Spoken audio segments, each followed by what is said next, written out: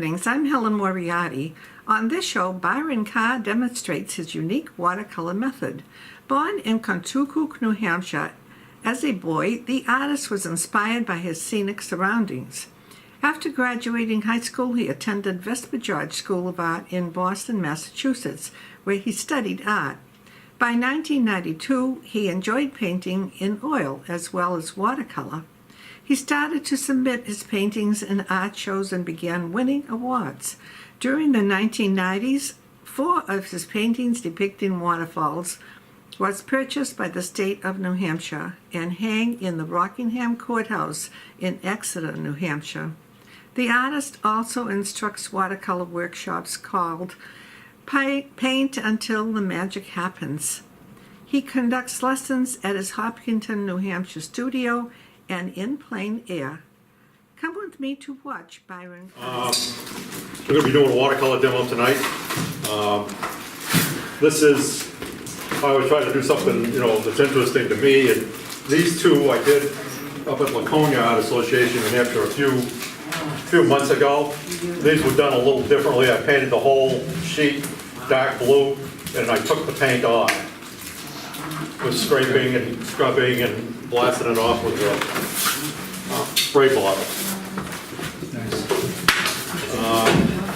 I guess we better get ready. Would you mind if we ask questions? You can ask them. I don't know if I can give you an answer. Did you have to do anything more to the surface so that you could lift the paint off more easily, or? No, I just threw the paint on and just took it off. Watercolor paint? Yeah, scrub it off, spray it off, whatever it takes. Tonight I thought I'd do something a little different than usual. I pulled one up. This I have a pile of tears in the back room. This is one that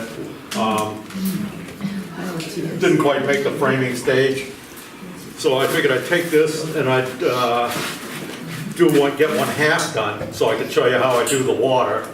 And then I have one that's not done at all so I can show you how I started it. So hopefully I can get some of the water done, let that dry and finish it up before the end. Do you have a preferred paper? Excuse me? Do you have a preferred paper? Arches, 140 cold press. I even use that when I do 4-foot by 6-foot ones. And I don't stretch them, I don't tape them down, they just flop around because I like to push pin them to the wall, put a mat around them so I can step back and see what kind of mess I have. So that's hopefully where we're going to end up. Actually, I think I'll start off. I'm going to start off with the first stage. I just want to get the background part done. That'll probably happen 20 times. Okay. I'll take one of the little brushes. This is great for making sunsets because you can put 3 colors on it in one swipe and you got a sunset on a half sheet. You flip it around, you got the reflection in the pond. Life is short, paint quick. Whoops, got some color in it already. Look at that. Do you wet your paper before? Usually I don't like painting on wet running paper. I like it kind of damp. So I'm just trying to get this background damp a little bit.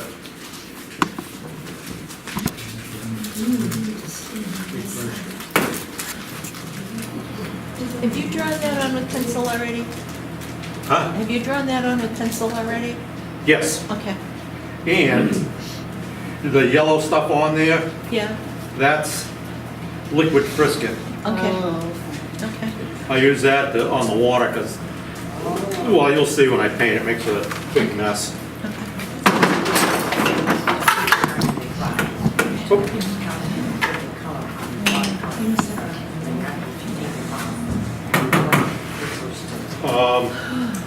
You can keep passing this around.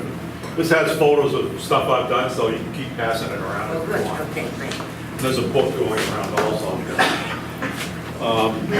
Watching paint dry isn't that interesting, really.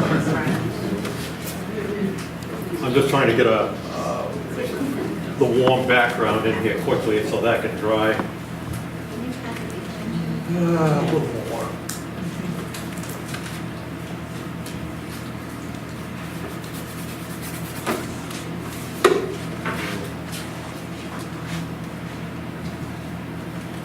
How many people do watercolors here? Oh, quite a few. So you'll know if I do something wrong. Well, we didn't say we do it well. Right. I never call myself a watercolorist. There's too many rules. I paint with watercolors. Where you like oil, do you ever use gouache? No. I've used acrylics once or twice.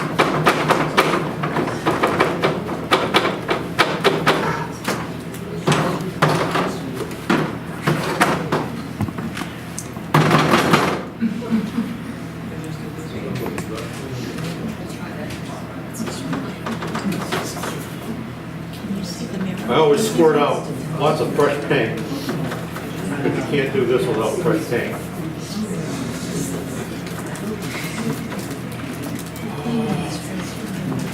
Oh, running out of water already.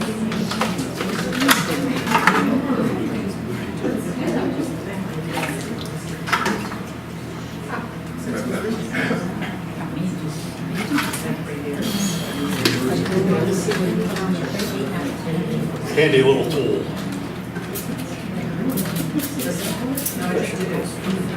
Too wet. It's either too much water, too little water. You can never get it right.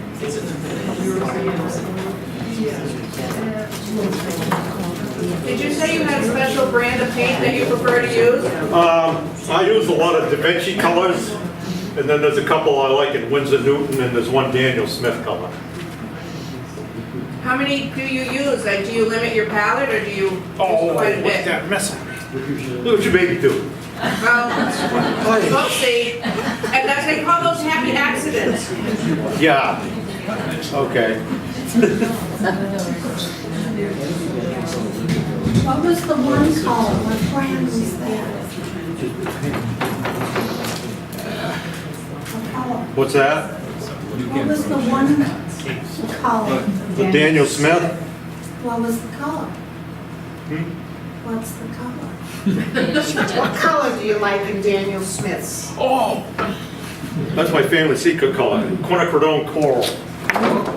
I use it for like warm stuff.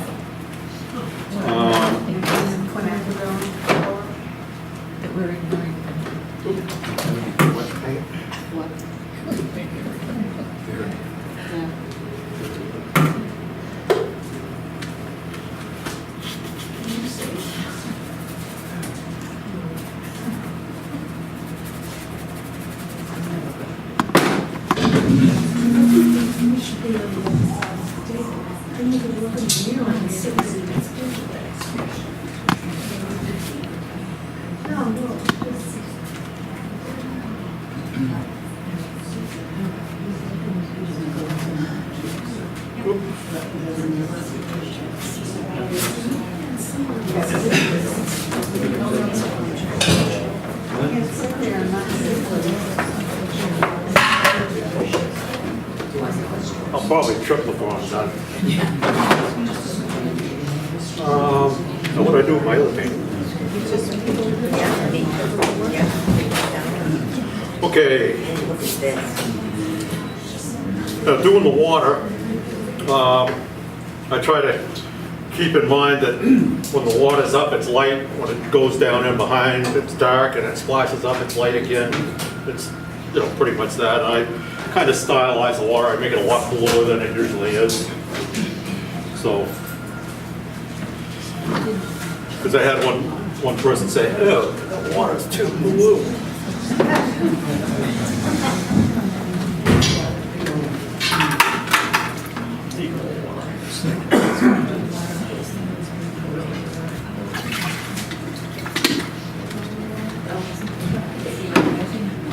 Okay, water.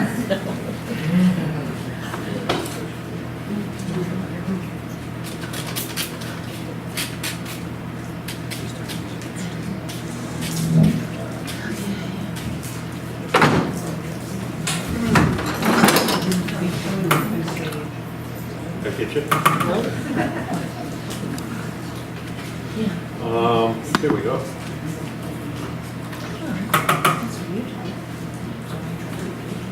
Do you mask off your areas to get the white, or how do you keep it so pure? Yes, this one had the liquid first. After I finished painting the rest, I pulled that off because I do a lot of this. I'm doing that, and it just gets everywhere. So,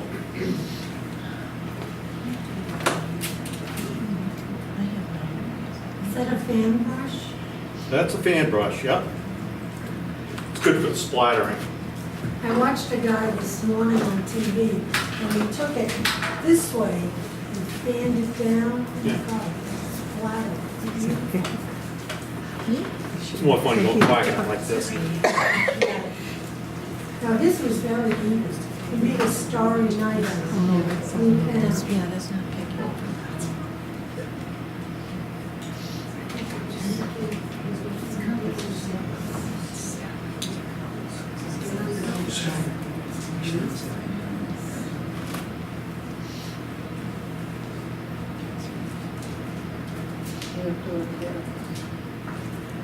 Can you see it now?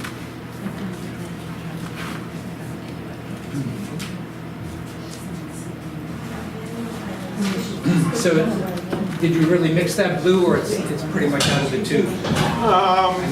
This is mostly phthalo, and some other stuff got mixed in there. Mixing happens. This is my palette is such a mess.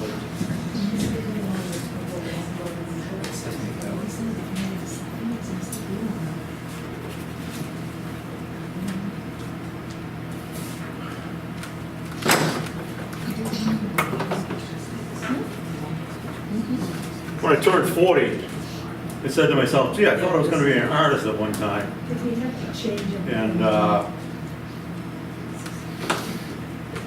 I started out doing contour and gesture drawings for months because I knew my drawing skills had gone away. Because I went to commercial art school after high school and then went into the building trades. And so after I did that, I focused on old trees around town to, I made a nice sturdy easel so I could stand up at arm's length and draw old trees because they were interesting. Plus it gave me a project instead of standing around saying, oh, what should I draw today? I had a project that made myself do it twice a week, and that was good. And I credit most of my success to taking that time to learn how to draw again. And everything else I did.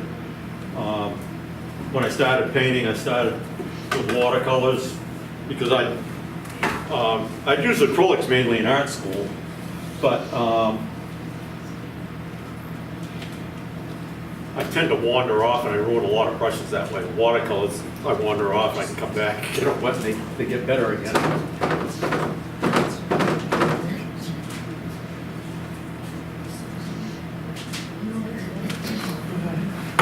Need a bigger brush. Go with this one. So, are you painting like this because it's a demo, or is this how you work in your studio? This is kind of how I work in the studio. Still, like I said, I'm a little scatterbrained, so it's. Yeah. Do you wet the entire paper before you start and let it dry so it won't make those tints or anything? No. You do? Oh, no. No, I usually wet areas that I'm going to work in. You'll see when I do the first part.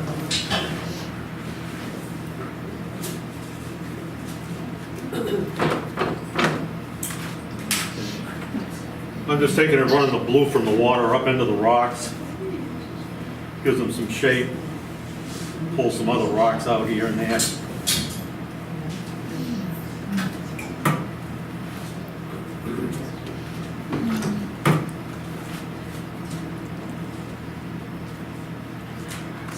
There's a lot of water, It's,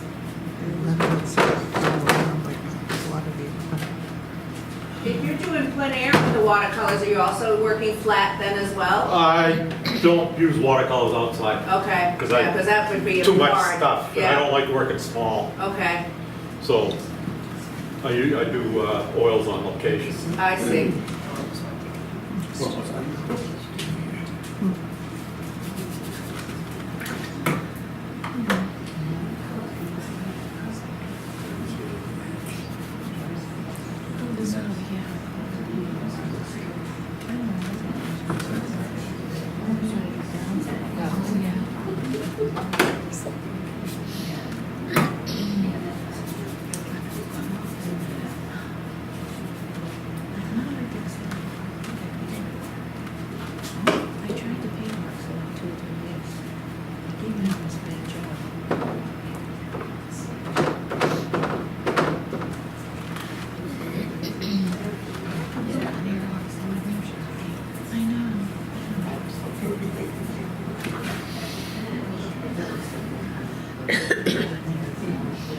watercolor your favorite medium?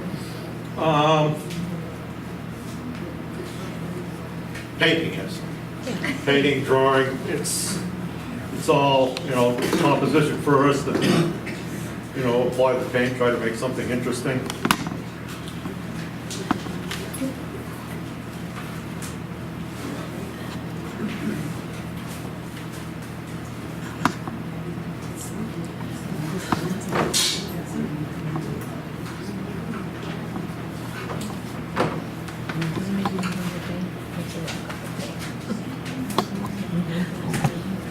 I do other things too. I build things. My job the last 30 years, I did the maintenance on 14 buildings in downtown Concord. So I had the opportunity to design and build storefronts and things like that. I designed and built mantles.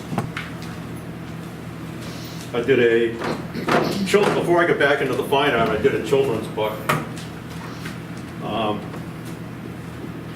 From when I had started in art school. And my daughter was 2.5 and I pulled it out and started working on it. And somebody said, oh, that's kind of interesting. One of my friends, they were into children's stuff, so they put up the money and we had a bunch of copies printed. I used to go around to elementary schools. I had a little presentation I did about learning to do the book, scribbling, as I was talking. And I started out scribbling as a kid and up through learning to draw, and then finally doing the book, that's fun. And I had some people tell me that they found their kids, in the room with a book open, and they were trying to draw their own. So we added that into the presentation, and I had the kids start their own book using, if anybody saw the thing going around, it's a weird children's book, but it's a mushroom shape with an eye in it, and I illustrate simple words like sleep, wake, and stuff like that. I had them do a book using a mouth instead of an eye, so they have to start from scratch, thinking, smile, frown. Some little boy always says, can I do vomit? Yeah, you can. Yeah, that's a good idea. Okay. I think I'll start through one. This is Can you just hold it up and show it to us for a minute? No.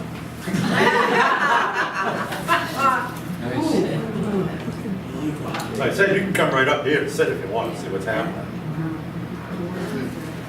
You did all that in 10 minutes? Say yes. Yeah. I couldn't, but I had to talk too. Wow. Oh yeah, French scrubber. It's a little brush this guy French made up because he got tired of cutting his oil brushes off to do this. When the paint's nice and dry, you can use this and lift the paint off. It agitates it, and you can lift it off. It's best to just dab it up. If you try to wipe it, it smears it and makes it kind of muddy. This is still a little damp, but I think it's going to work something. So you scrub it on the dry? Huh? You scrub it on the dry? Well, this was a damp, so it's not working as good as it should. I'm trying to just make it look like it's a little misty. That's not picking it up, but let's try this.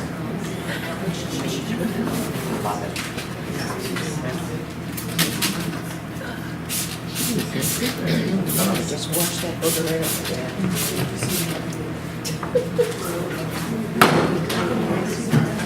I was teaching a workshop once, and this lady had a nice painting of a castle. She had this big green tree taken up like way over on the side. I said, do you mind if I fix this a little bit? So I'm there and I'm squirting away this big, nice, she worked so hard on the tree, and this tree's disappearing. My wife was saying her face just went, oops. But it was better when I was done. What weight paper? I get carried away when I'm doing something. What's the weight of the paper? 140. 140. What is it? 140. 140 cold press arches. to use a sponge to do that, could you? What's that? Like a sponge to do what you're doing now? I like Bounty, the quicker picker upper. Yeah.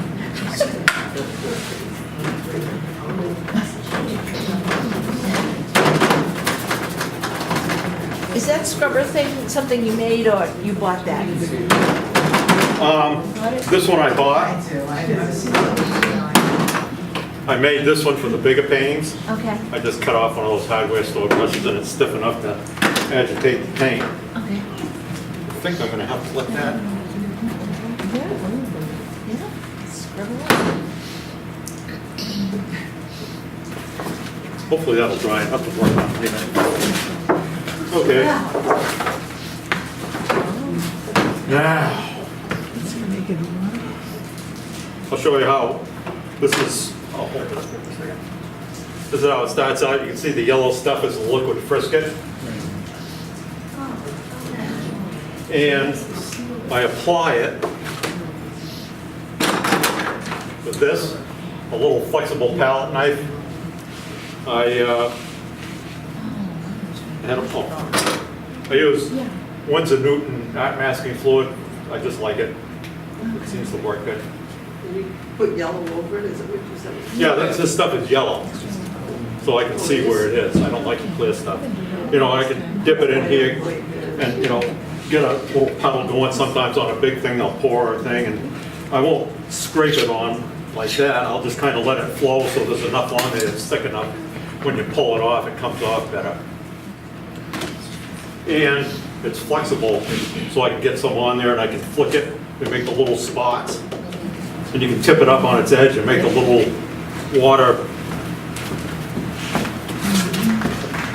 I don't know if you can see the edges of the water kind of deckle. Thank you so much, Byron Carr, for the demonstration of your unique method of watercolor. I think I will try painting with big brushes and paper towels too.